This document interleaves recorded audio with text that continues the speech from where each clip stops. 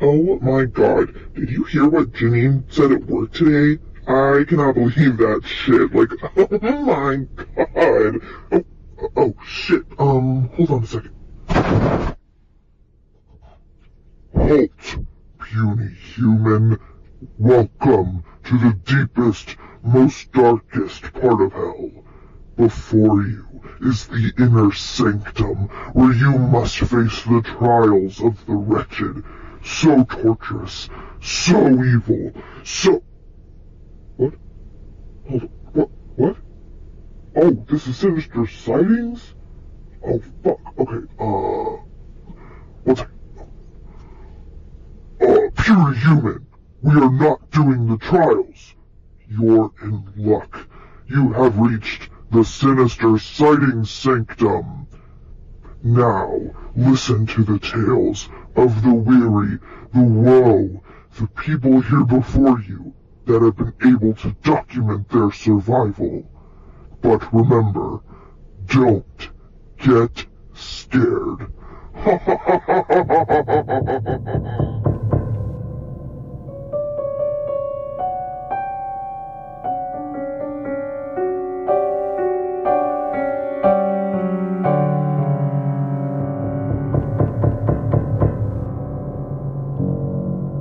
Hey y'all, I'm Donna. And I'm Carrie. And we are Paranormal Chicks. Sinister Sightings 130. And y'all just heard Ashlyn. This bitch been popping up in all the episodes lately. Right? I know. In all the best ways. Oh, yeah, we love her. yeah, we love her. And did that one freak y'all out at first? Two, make you laugh. Oh my God. Her laughing in it made it. Hope y'all are enjoying the spooky dooky intros this month. But if you want to introduce an episode, head on over to patreon.com/theapc podcast. And don't forget, you get all the extra 31 Nights of Halloween bonus content over there too. Okay, the first one. It's called The Entity That Follows Me. Hey ladies, I've been listening to your podcast for a while, and I finally decided to send my story in. I would like to remain anonymous. These experiences started when I was 10 or 11 and have both scared and fascinated me. I believe I picked up a negative entity, or it recognized I was in a bad headspace and decided to prey on that. Every night I would hear scratching and tapping on the wall right next to my head. So to combat this, I slept with really heavy punk, metal, rock music because the drums would drown out the noise. Needless to say, that's why Green Day is my favorite band. I would experience severe sleep paralysis for weeks on end and didn't know how to stop it. That was until this entity entered my life. It was just any other normal night, falling asleep to American Idiot, until I woke up around 1 or 2 a.m. The scratching was intense at this point. Every time I moved, it became more desperate. I genuinely thought it was going to come through the wall. When I looked up, in the corner of my room, there was a tall, shadowy figure. I knew immediately it was a man. The figure was anywhere from 6 to 8 feet tall, and where its eyes should have been, there were glowing white lights. As soon as we locked eyes, the scratching stopped. I immediately felt safe and protected. I next saw him after I had severe sleep paralysis. It was horrific, and I was trying desperately to wake myself up. A tapping on my shoulder managed to do the trick. I looked up, shaking and afraid, and he was sat at the foot of my bed, his eyes still glowing that bright white. I could feel his weight on my bed, so I knew I wasn't seeing things or having another round of sleep paralysis. He stayed with me until I fell asleep. The most hair-raising experience that still scares me is when I woke up and he stood in front of me in a defensive position like he was shielding me from something. Suddenly, I saw his figure relax and he sat down on my bed. I asked if he was here to hurt me and he shook his head. I asked if something else was trying to hurt me and he nodded. I asked if it was the same thing scratching on the walls and he nodded again. I asked if he was trying to protect me. He nodded. I told him thank you and went back to sleep. I haven't seen or experienced him solely at night, however. When my mom went to pick my sister up from school, she left me home alone. She texted me to let me know where she was. I remember clear as day hearing my name called from downstairs. I thought my dad was home early, but when I ran downstairs, no one was there. I saw him out of the corner of my eye watching me. I believe he didn't realize my mom had texted me and wanted me to know that I was home alone in case I panicked. Also, my best friend made him a Christmas card, a Yule card, once I told them about him. I left it in my room, stood up, and left. When I returned, it was placed down like it had been read, and the energy in the room was overwhelmingly positive. He really liked the card. I don't know why, but I call this entity Steve from the first time I saw him. He struck me as a Steve for some odd reason. I'm also very cautious. If Steve made me uncomfortable or if I didn't feel safe, he would have been gone a long time ago. He isn't with me all the time, only when he believes I'm in danger. For example, the scratching and the tapping. Love from England. Creep it real, ladies. Holy shitballs. Well, that took a turn because I was like, oh God, he sounds so scary, blah, blah, blah. Me too. He was a nice one. He's like Casper of Tall Scary Guys. Also, there's something very creepy with like the questioning and him just nodding, though. It was almost like he was kind of scared of whatever he was saving you from. Yeah, or he just can't talk. Well, there's that. That's fucking scary as shit. I don't know how you, I'd be scared. Yeah. Okay, the next one. Hey, y'all, here's a little encounter that I've had. I'm going to start this story with a little backstory. My aunt's name is Loopy, and she was one of my dad's sisters. She was definitely a sensitive and was thought to have psychic-like abilities. She had some mental health issues, not sure what they were, so she kept to herself, but she always knew when something was about to happen. So I'm thinking Loopy is the nickname. My dad, Joe, was a troublemaker when he was younger and was constantly getting into trouble with the local police. He would come home and hide out, and she'd ask him, "What did you do this time?" He would then respond, "What do you mean? I didn't do anything." She'd then reply with, "Then why are the cops coming?"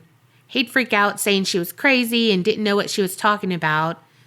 She would tell him, "Watch, they're coming over the hill." You could never hear sirens, nor did they even put them on, but a few moments later, you would see police cars coming over the hill, and a few minutes later, there would be a knock at the door, followed by a yell through the door, "Joe, we know you're in there, come on out." Years later, my dad met my mom, and I was born. I became very close with my aunt, but her health took a toll, and she was hospitalized and went into a coma. She passed away when I was around 3 years old. I remember visiting her in the hospital up until she passed, and although she wouldn't talk or even open her eyes, she would respond when I was around. Fast forward 15 years, and this is where my story starts. Picture it. Sorry, I had to. I was young and dumb and in a very toxic relationship that at the time I thought was normal. He was very controlling and emotionally abusive. He didn't like my friends, allow me to hang out with my friends, and controlled how often I could see my family. We fought a lot, but that's normal, right? Insert a cringe. We were high school sweethearts, and the logical next step was marriage. We got engaged, and his mom pretty much kicked him out. His family was a whole other level of toxicity that I won't go into here. My parents allowed him to move in with us because they were not aware of the kind of person he truly was. He was constantly accusing me of cheating on him and talking to other guys, and one day I had just had enough of it and started yelling back. He started getting defensive and started yelling back at me. I was sitting on the bed and had a side table next to me. He was standing across the room directly in front of me, in front of my closet door, which was shut. On my side table was an opened makeup bag full of makeup, and at that very moment that he yelled back at me, my makeup bag flung itself across the room directly towards him, but he had taken a step to the left and it missed him. It smashed itself against the closet door and dropped, spilling everything in it across the floor. My parents heard the yelling and the bang on the door and ran over to see what was wrong. We explained that we were in a stupid argument, but tried explaining what had happened to the bag. My dad said, "Oh, don't be scared. It was probably just your Aunt Loopy protecting you." I immediately believed what he said because it just felt right. I felt no harm towards myself and felt almost like I was being protected. A few months later, we ended up getting a puppy together. We were still living at my parents' house and still stayed in the same room, my childhood room. As the puppy got older, he became more aware of his surroundings, and in the evenings, when my fiance would get home from work, would stare up at the corner of the room in high alert mode. He would never growl or bark, making me think it wasn't anything trying to harm me. 6 months later, we bought a house together, and a month after that, we got married in the courthouse. He wanted something quick and private. Both of our parents were there, at least. We fought the day of our wedding and didn't even sleep in the same room that night. Our relationship stayed the same, and months went by, and I was very unhappy. That's when the shadow appeared. It was more like a cloud, a big black mass of a cloud hanging down from the ceiling in the corner of our bedroom. When we were both home, we felt it. We were hit with this wave of anger, resentment, and irritability towards each other. When he was gone, I didn't feel it. When we were downstairs, we didn't feel it. I would walk into our bedroom and immediately my mood would change. Not long after that, we completely stopped talking to each other and slept on different floors of the house. I took the master bedroom because he would feel sick in there. One day, my parents came over to visit, and I took them to my room so I could show them something, and they said they could immediately feel a dark presence when I walked in. Something felt odd. After they mentioned it, I started realizing what was happening and that there was something there with me. I didn't know if it was there to harm me, to harm him, or warning me, but I felt like it was trying to tell me something. Not long after my parents visited, I left my now ex-husband and filed for divorce. I've since remarried and have 2 kids and have never experienced any other activity. I like to think that it was someone or something trying to get me out of that toxic relationship. I forgot to mention when I filed for divorce, he stole all of my stuff and punched holes in all the walls. Seems like if I hadn't left, the next phase of our relationship would have gotten worse. What a douche canoe. Am I right? Thank you for reading, and sorry it's so long. I'm a new listener and am completely obsessed with you both. Love you girls. Creep it real, Melissa O. Wow. You know, that reminds me, I saw a thing and it was talking about like next steps in relationships and all. And it was talking about, it was one of the listeners that posted it. And like, I think it's one that I'm friends with. I can't remember who it was. Anyway, but it was saying how kids aren't the next step in a relationship. Like it's a decision. It doesn't, you don't have to have kids to live a fulfilling life. And it reminded me of this, like, just because you're with someone doesn't mean you have to get married to them. Like it doesn't have, like you could break up, you could just stay together, you could get married, you could not get married. Like it doesn't, like that's a choice too. And I feel like we're getting to where we understand that more, like where people don't feel like, okay, I've been with somebody a year. Well, the next step is we just have to get married. And I'm thankful that you got out and you were safe, but it's like, how much of this would be stopped if we didn't have such a cultural expectation on people? Like, okay, you've been with somebody, you got to get married to them. Okay, y'all are married. Well, now you got to have kids, and you know, and it's or like, if you have kids, then you have to get married. Yeah, and that's not somebody, true either. Yeah, if somebody gets pregnant or whatever, oh, well, you have to marry them. Like, why do we put these expectations on people? And it's like, you don't live their life. Like, you don't. They don't have to do anything because you think they should. What is it that you always say from Forrest Gump? I don't want your life. Okay, definitely not from Forrest Gump. That's definitely from Varsity Blues. Oh, that's right. Yeah. James Vanderbeek says it to his dad. Yeah. It was a bad accent for me, so I thought it was Forrest Gump. Good try, though. But we're very glad that you are, you got out of that situation, and it seems like your aunt kind of carried you through it. Yes, and so interesting that you had this dark presence in your room that you felt could have been protecting you or warning you in a way of protection. Yeah. And the first one had the same thing with Steve. Also, I love that you said douche canoe. Okay, the next one is called Prison Ghosts. Hey, Carrie and Donna, my name is John, and I've been enjoying your show for about a year now. I love y'all so much. Thanks for doing this podcast. I became a beautiful creepster around 3 months ago. Well, enough of that. Here's a creepy incident I experienced while working for the state of Arizona Department of Corrections. This happened in the Central Unit in Florence, Arizona. They call the Central Unit the Walls because of its 40-foot concrete walls. It's a maximum security unit that they taped the movie Stir Crazy in. Well, enough rambling. I was working on Tower 3 one night. It was around 7 or 8 p.m. Tower 3 is in the back of the unit, facing towards the front of the unit. Behind my tower was the industrial yard where all of the license plates are made. Well, anyhow, I'm up there watching the activity on the yard when the hairs on my arms and the back of my neck stood straight up and I got a cold chill. Reminding you, this is Arizona and in the summer at the time of night when the temperature was in the 90s. No reason for a cold chill. Well, I look around in the front and the sides of me and there's nothing there. But as I turned and faced the industrial yard and looked down, there was an officer looking up at me, smiling and waving at myself. I turned my head for a split second and looked down for the officer, nowhere to be found. Now, for this to happen, he would have had to have been the Flash because it was a good 60 yards in each direction to run and not be seen.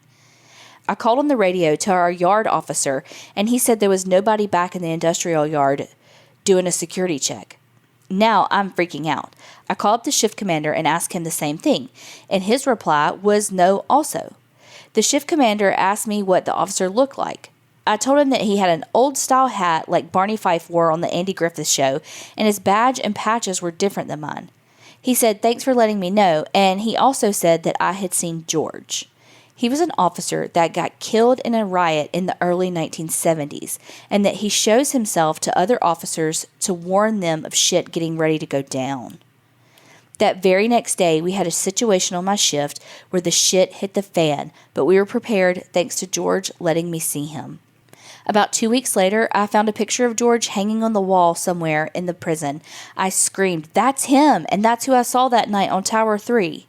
I hope you enjoyed this story. I have so many more I could share from the prison and from my house and hospitals. Creep it real, and y'all don't get scared, John R." Holy shit. Holy shit. Yeah, I'm going to need you to send in all the prison shit because that is fucking fascinating to me. Also, a third protection ghost. That's wild, though. Right? I'm like, look, thank you for the protection, but can you not freak me the fuck out? Thanks.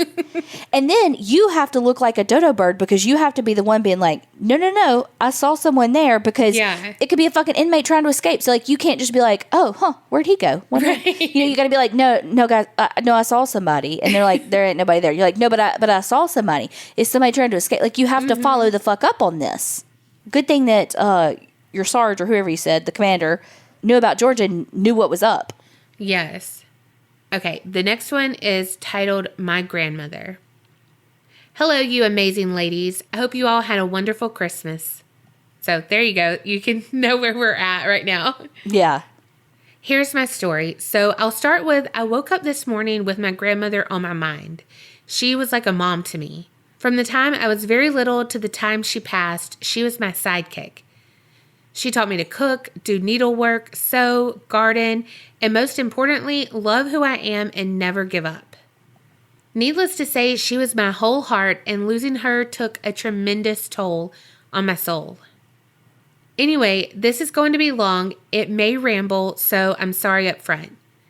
My gram was so amazing, and I believe that in some ways she was a sensitive back in the day. She's the one who told me to embrace what I feel and see.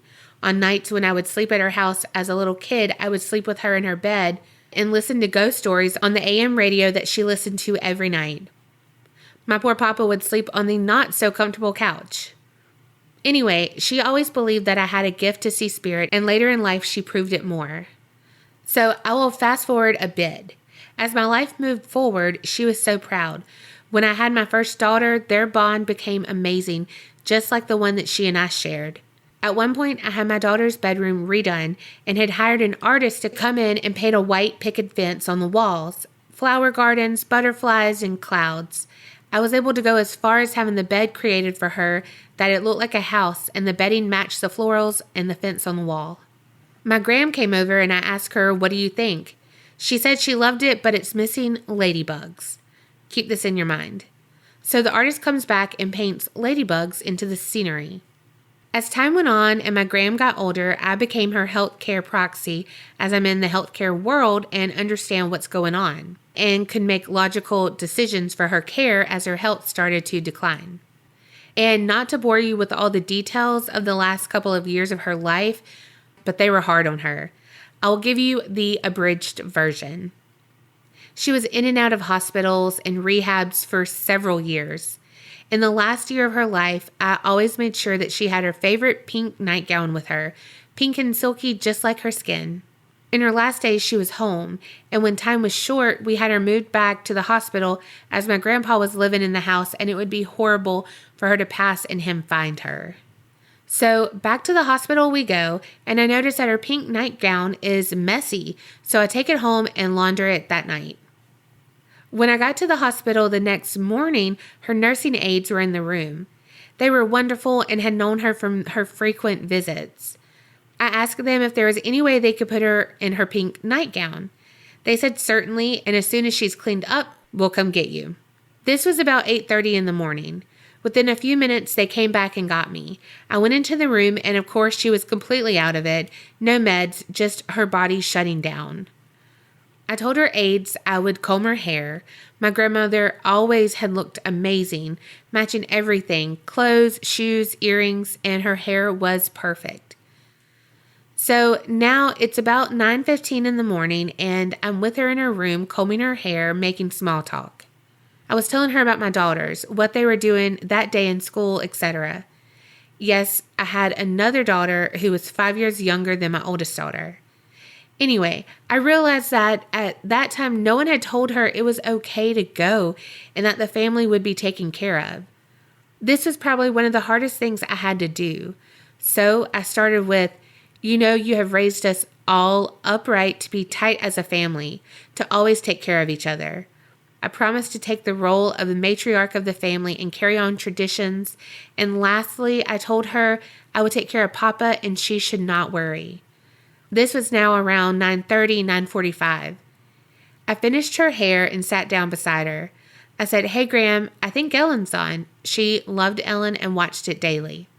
At the time, Ellen went on at 10 a.m. I turned the TV on and held her hand.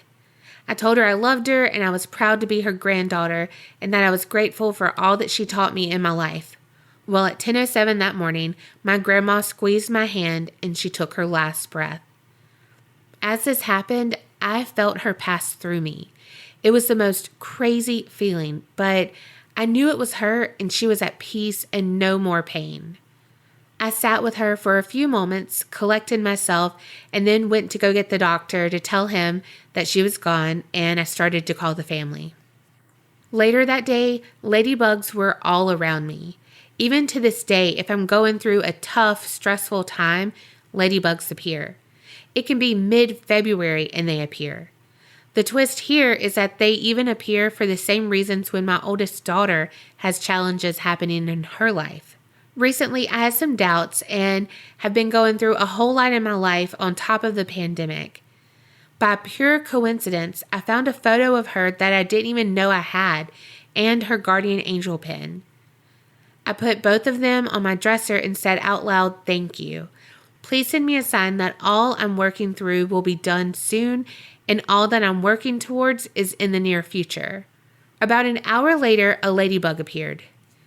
Hello, it's December. And later that night, I met an associate for dinner and a car pulled into the lot and it had my Graham's birth month, day, and year. If that's not a sign, I don't know what is. It helped me put my mind at ease and know that what is happening will be fine. Sorry for the long-winded email. As I said, I woke up with her on my mind this morning and a ladybug appeared as well. She is always with me and I talk to her all the time. It has been 13 years and I'm not sure I'm completely healed from her loss. She was just the best. I have so many other stories to share and will do so in other emails. Thanks for putting up with the length of this email. Keep it real and don't get scared. Deneen. You described my grandmother to a T. Yes. Always put together, had her makeup on, had her, the best jewelry because she sold Avon, so she had all the good stuff. I was thinking about her too when I read that. But then I also thought about my sister because the ladybugs are my symbol for my sister. I thought that too when she said ladybugs, and I was like, oh, okay, Lori. That was, I mean, it's sad for your loss, but it was a sweet story too. You know, heartwarming. Okay, the next one is a paranormal ghost story. Hi, ladies. My name is Ari. I live in Iowa, born and raised, but cannot wait to get the hell out of here after university. I'm so happy I found you guys last month during my 3-hour drive to visit my mom. I was in need of some new chicks to hang out with while driving or cooking or going on walks. I have 2 stories for you, possibly the same ghost. These take place at my mom's house. A little backstory to set this up for you. My mom and my dad got divorced at the end of 2018, and my mom bought her own home in May of 2019. It isn't a super old home, maybe built in the 50s. Hold on, I'll ask her. Nope, she says 1975 something. So, like I said, it's not a super old house. The owners of this house before my mom was an old couple. The wife died and the husband was unable to care for himself. I have tried to find out where and when the wife died, but I can't find anything about it. I suppose I could ask her neighbors, but I don't want to embarrass my mom. The husband moved into a nursing home, and that's when his children had to put the house up for sale. Cue my mom. She tours the house, loves it, but also feels a little rushed to find a place to live.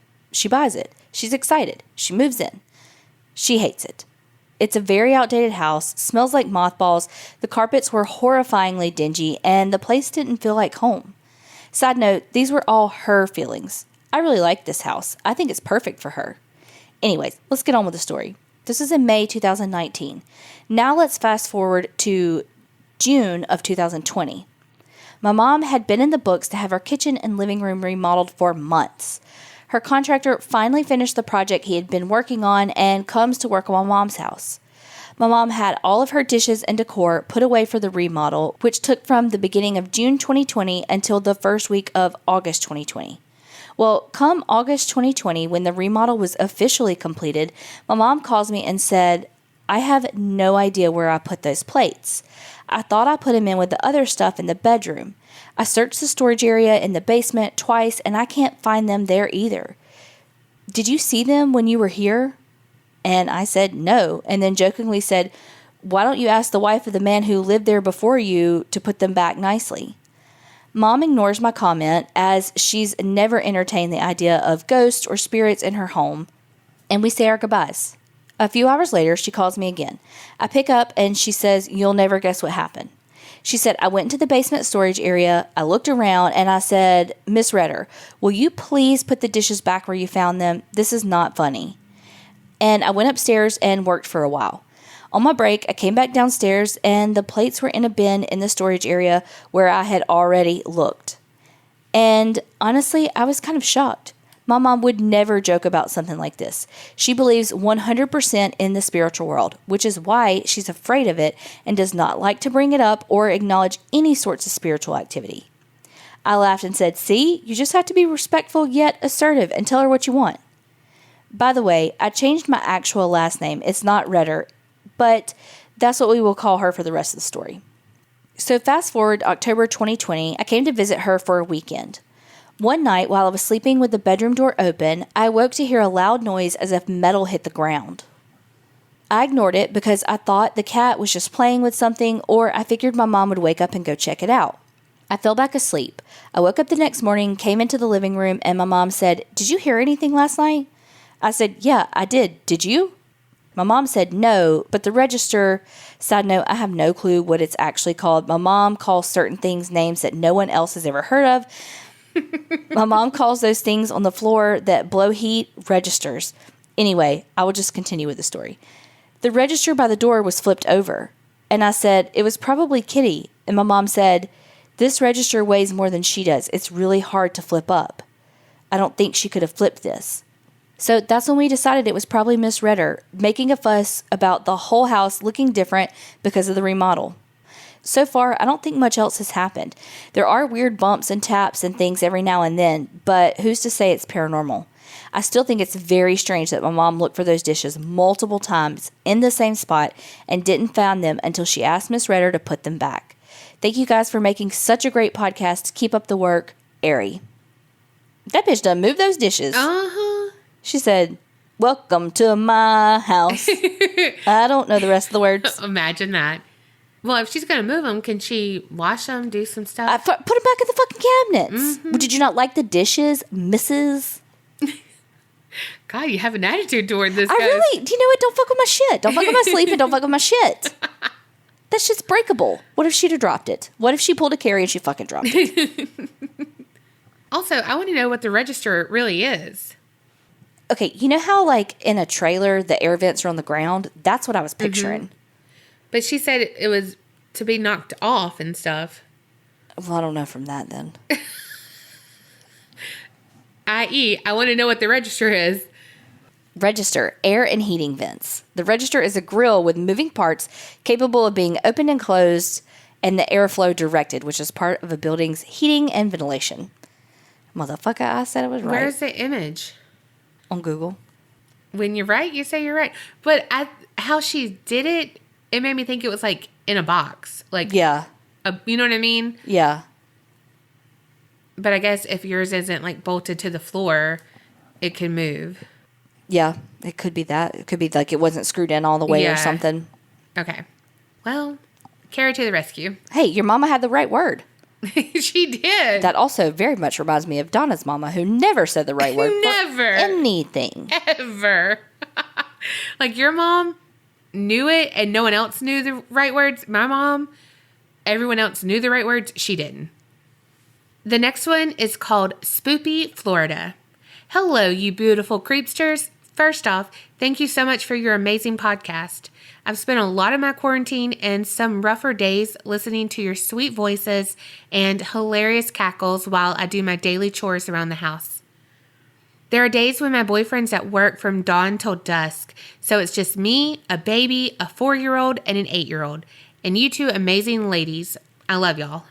Okay, you can use my name, India Rose, because in all honesty, anyone who lives in my old town knows about all of my forays with the paranormal. I've recently, like past year or two, become more religious, but prior to that, I kind of lived my life as I wanted to. I dated a guy who was 10 years my senior, which has a whole other set of stories to it, but not this time. All that's super important with him for this story is that we did paranormal research together for a lot of our 3-year-long relationship. And I did all the historical research for it, so I learned a lot about the town and a few surrounding towns. To give a trigger warning in case this makes it on the podcast, this story includes death sentences, demonic entities, and miscarriage. It's not a fun one, but I feel I should share it here. And my apologies for how lengthy it is. I have issues with concentration sometimes. In this town, we have an original courthouse building which is attached to newer additions due to multiple fires started there over the years. Apparently, someone really didn't want them to keep any records. Anyway, I had slid into some unsavory drug and drinking habits after my second daughter's father and I split up. I was attempting to come out of those issues with my now boyfriend alongside me, and we were both dead set on me getting sober and working hard so that we could afford to get our own house in the same town. So when a job opened up for the Board of County Commissioners and was right down the road from my mother's house, I jumped on it and decided a few weeks staying with my mother while I settled into this new opportunity wasn't too shabby. I would have someone to keep an eye on my daughters when I worked and could save my money for security first and last. Plus, you can't exactly get high and go work in a courthouse. I mean, I guess you could, but I wasn't about to chance it. The position ended up being for janitorial work and was an overnight shift. So I would go in as the courthouse closed around 5 to 6 p.m. and would get out between midnight and 3 a.m., depending on the state of the building and the floor I was assigned. Now, describing this building is always a blast because it's definitely interesting. There is a front entranceway with marble steps and some doorways and a set of office buildings and a long hallway with smaller courtrooms set off to the sides and a couple of little broom closets. This is the only portion of the entire courthouse that's from the original building, pre-fire, aka what was left over. The office buildings also had a small basement area, Weird. A basement in Florida? Huh. Which is where our janitorial break room and office area was held. The basement led to a piece of the original building, which housed the old, creepy as hell hallway of frickin' jail cells. Yes, the original jail cells where they held criminals who would later be sentenced to death by hanging. Our town preferred to sentence people to death because, unfortunately, the majority of arrests were African American freedmen accused of theft or flirting with a white woman. Wrong as hell, but I digress. So, right after I've gotten through my first month or so of sobriety and working in this courthouse, I found out I was expecting. My boyfriend and I were so elated, and I went to work after a lovely weekend of celebrating our future baby and spent the week kind of getting back into the swing of work. I was so tired, as it does happen in pregnancy, but I worked my butt off. Wednesday hit, and I was super ready to get the week done and over so I could enjoy a few days off with my daughters and boyfriend. I got to work around 5:30 p.m. It was extremely dead in the courthouse. Usually there are still lawyers milling about the lobby and office workers in the tax collector's office. But it was close to Christmas, so everyone had spent the day having office parties, so everyone got out early and left a sticky mess in all the rooms. You can pass the state bar all you want, but you still get marshmallow on the damn doorknobs and elevator buttons. Now, I almost always worked in the original building, and it was super creepy. I had seen little shadows and movements here and there and felt very watched, specifically in the tax collector's office and the hallway full of cells. You could sometimes hear this odd noise, almost like someone was shuffling around and hitting the doors. They were wooden, so you could hear them bounce off of the metal frame. I was just getting done with my break and texting back and forth with my boyfriend about our future baby when I realized that I had reached my destination and put my phone up. I started clearing off a table in the little break room, and I started feeling watched. I popped my earbuds in and turned on some music and started kind of praying under my breath. But for whatever reason, the Lord's Prayer was slipping my mind. The words were there, but not coming out properly. With my back to the wall, I mopped the floor, but suddenly my breath just caught inside of my chest, and I froze inside and out. A little voice in my head told me seriously, as if someone had grabbed my chin and looked into my eyes, "Do not turn around. Do not." I could see what was behind me, hanging upside down on the wall. In my mind's eye, I could picture it. Think insidious demon, but more vapor-like and so horrifying. My stomach dropped. I didn't turn around. My heartbeat was literally blasting into my eardrums. My body was in overdrive, screaming at me to get out, get away. I pictured it reaching toward my stomach from behind me, but I had shut my eyes so hard it hurt, and I just grabbed my mop and flipped the light switch off and ran. Of course, to get to the break room where the other people were who I could feel safe around, I had to go down the hallway of cells, and the light switch had to be shut off from the back of the hallway. Then you have to walk down it in the dark. I didn't walk. I flipped the switch and ran. I had to pee. I was sobbing by now. I was absolutely terrified. I could hear mumbling in the cells and the doors being bumped and whispering and breathing sounds. But I didn't pause to think. I ran, leaving a trail of mop water and probably dirt, but I didn't care. I finally got to the office and saw my coworkers sitting around a table. I came in so fast that they looked up from their phones or magazines and looked at me. They were asking, "Why are you crying? What happened? And are you okay?" I could only mutter, "I saw something. I gotta pee." Who is she, me? I walked over to the restroom, sat down, breathing hard, and realized as I wiped, I was bleeding. The cramp started, but I finished my shift anyway. I started feeling worse, so rather than going home and going to bed, I texted my mother and told her I was going to the hospital for stomach pains. She didn't know about the pregnancy yet. When I got to the emergency room, I found out I was indeed miscarrying the baby. As I was poked and prodded and subjected to all the tests, I sobbed and could only picture the thing reaching out to my stomach. I think now that as my addictions and depression and anxieties left my body, something in that building saw it and wanted to bring me back to it. It needed my energy. I've been sober since then, and we had our rainbow baby, Magnolia Bell, in December 2019. We are expecting again, and I am steadily reading my Bible and making huge steps in spiritual growth. I've never seen anything like that again. I think it wanted me to know that I was ridding myself of all these negative things that evil feeds off of, and was angry it was losing a host for its evil. So it took something from me. I'm not sure.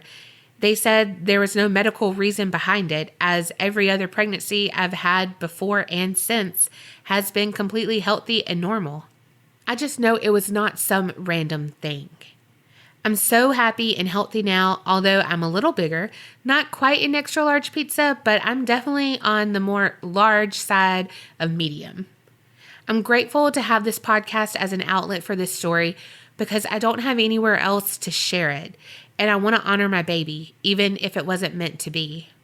You ladies are so wonderful and lovely to listen to, and I hope that you're staying safe during this ongoing pandemic.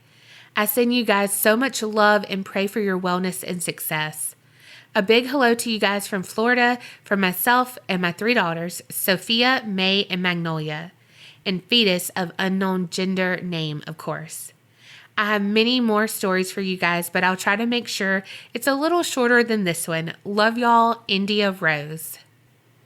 That is terrifying. That's heartbreaking. Also heartwarming, your story of your strength and Triumph. everything. Yeah, absolutely. And overcoming and When you said you could see it in your mind's eye, like it hanging upside down, reaching out, oh girl, I could picture it too, and oh my gosh. Yeah, that, like, how do you go back to work after that? You know what I mean? I don't know. And I love how you said, who is she being? Because that is so something Carrie would say. Like, I saw something, I got to pee. And I'm like, wait, what? What did you see? Yeah, and also you not running down that hall dark. Oh, hell no.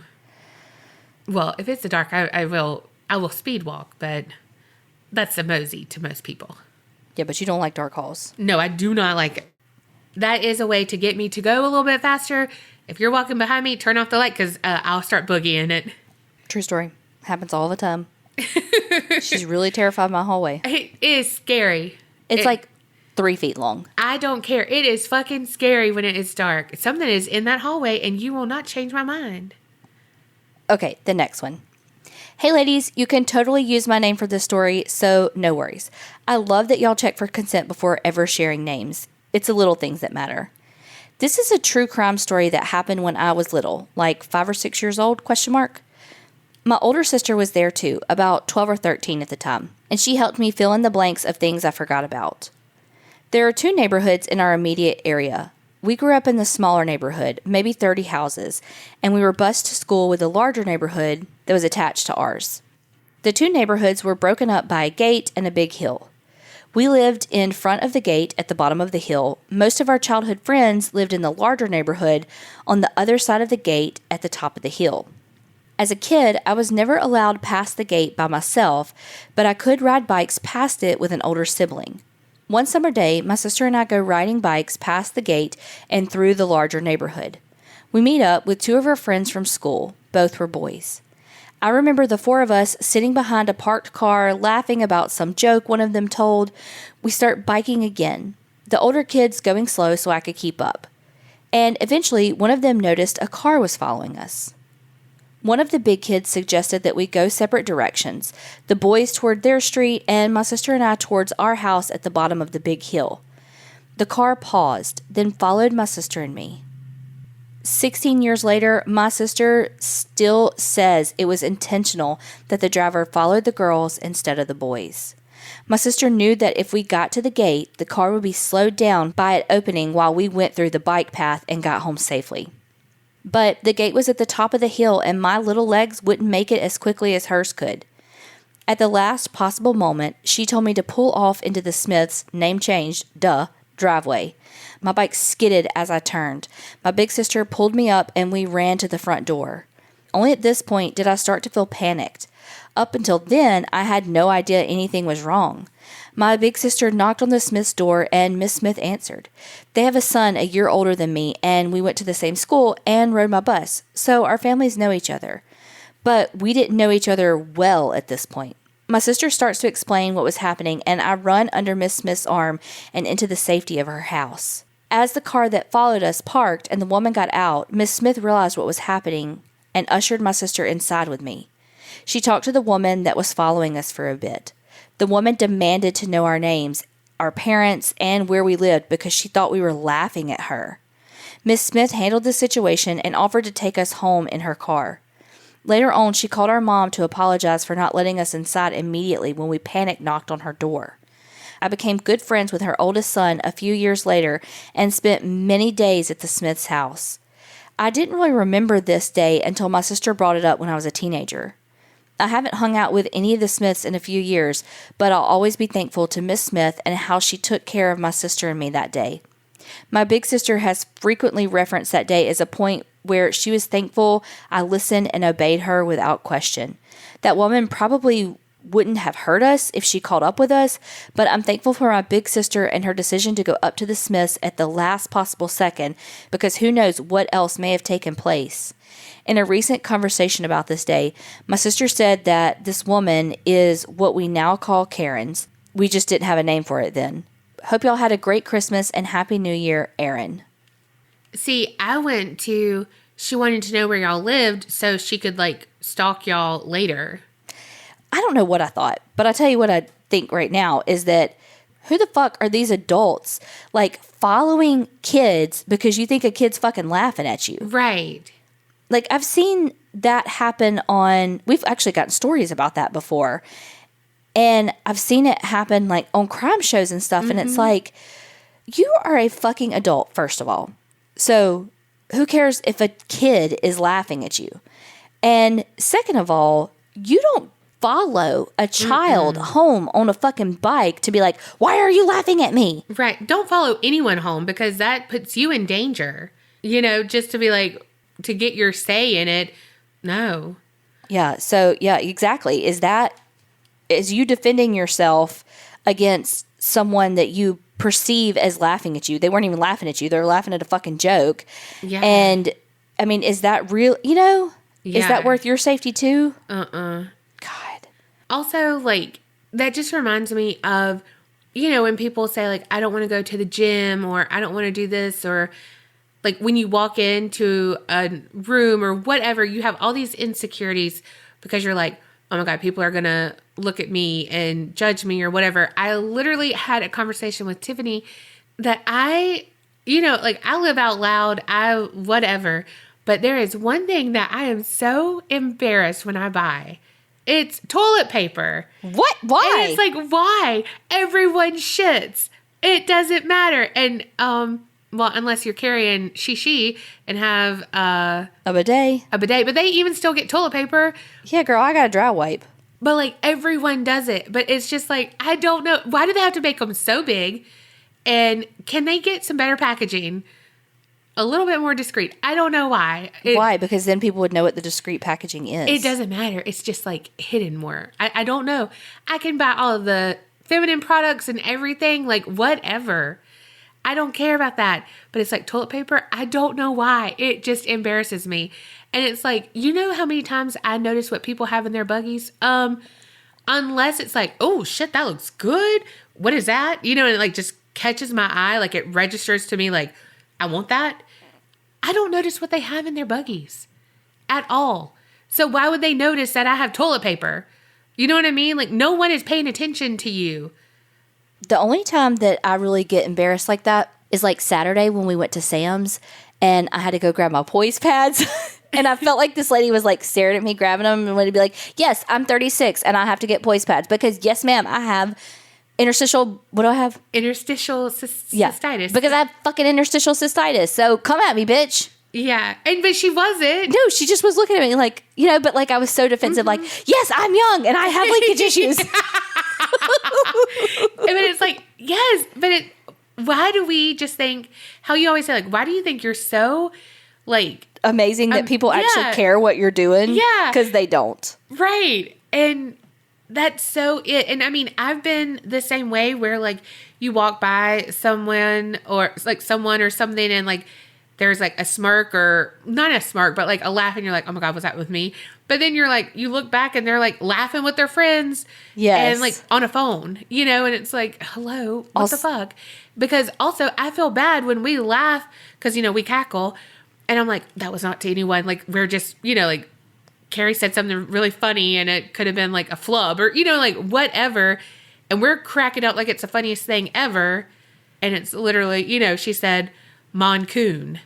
Yeah, and literally it's taken everything in me to not tell Will to delete that part out because I know like some of Colby's coworkers listen and all that. And I'm like, oh, I kind of don't want to tell you that. But God damn it, fuck that. People are weird. Yes. Well, you know what? Everyone pees. You just pee. When I sneeze sometimes. Yeah. And when I laugh too and you hard. know what? That just means you're hygienic.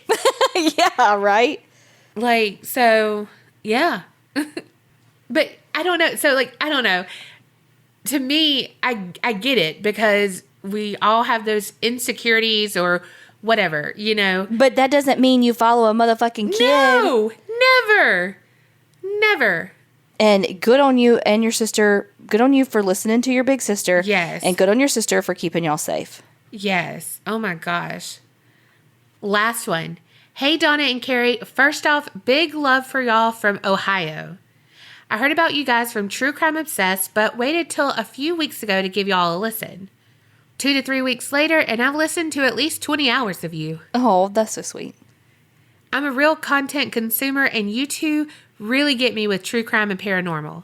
I know I'm already kind of wordy so far, but I have one of each. First is true crime. Picture it. My 5-year-old younger self has been working at a small family-owned salon in a town of about 3,000 people. I had become good friends with my boss and her daughter, who was just a few years younger than myself. The boss's daughter ended up having a drug problem I was blissfully unaware of. Long story short, on that end, she ended up at rehab in one of the biggest and worst cities in Ohio. She left rehab on foot, looking for a fix, and got literally grabbed off the street by human sex traffickers. She ended up being missing more than a month, and I was able to find her on a tip my boss was talking about in explaining how a missing persons detective was looking for her. We are talking Craigslist back pages where women, quote unquote, sell themselves, which I'm guessing isn't the usual case. Knowing more about the world I found myself in looking for her. I was growing my clientele, so I had plenty of time to look for her, but it only took about 15 minutes for me to find her on the back pages for that city. 2 weeks and an FBI sting later, they had gotten her out of that place. Even now, they still can't nail the guy down, even though he is well known in the industry and literally burnt down his own houses with girls he used for sex trafficking in, so they didn't testify against him. Oh my God. He's the fucking literal worst. I know that's a lot and feels very long, but I will end quickly with a paranormal feel-good story. In 2017, my husband and I bought a house built in 1900s and happened to be the third owners of the home, so it's been well loved. I meticulously took care of the mature gardens and expanded them just before our wedding we were having in the backyard. Right around the time of the wedding, we found a single pearl earring near the dog dish that couldn't have came from anywhere else besides the spirit of the previous owner. To this day, I still believe Thelma was thanking us and giving her approval of the love we already had for the house. Much, much love. Thanks so much for an amazing podcast. Oh, Thelma, that's so sweet. That is sweet. I love these people coming and giving like recognition gifts and stuff to the owners of their house and their loved ones, and that is sweet. And that is so freaking scary about your boss's daughter. Oh my God, I know. See, okay, okay, I'm so glad you reminded me about that. You know, the whole point of the first part of the email. Because this right here is why sex work should fucking be legal. Mm-hmm. It's consensual, it's regulated, it would cut down on some of the black market stuff, because then you'd have like the inappropriate, like illegal kinks would be the only thing on the black market. Yeah. Like stuff with kids. Yeah. That would be the shit that's already on the black market that people are fucking douchebags and they're going to do anyway. And we got to catch them all. But consensual adults doing consensual things would be fucking regulated. You could tax that shit. You could make sure that people are safe, using protection, getting STI testing, all of that shit. And you wouldn't have these poor people getting kidnapped. Yeah. Because they have a substance abuse problem and they're just doing the best that they fucking can. Right. No, wholeheartedly agree with that. Well, I'm so glad that you found her and that you were taken seriously, too, when you found her, so that they weren't just like, oh, okay, no, they actually got involved and helped you find her. Right. Or helped you rescue her. Yeah. Wow. Y'all, these stories were so heartbreaking and heartwarming at the same time. I don't know how y'all do it every freaking week, but y'all are amazing. Thank y'all so much for sending all these stories in. And remember, Creep it real and don't get scared.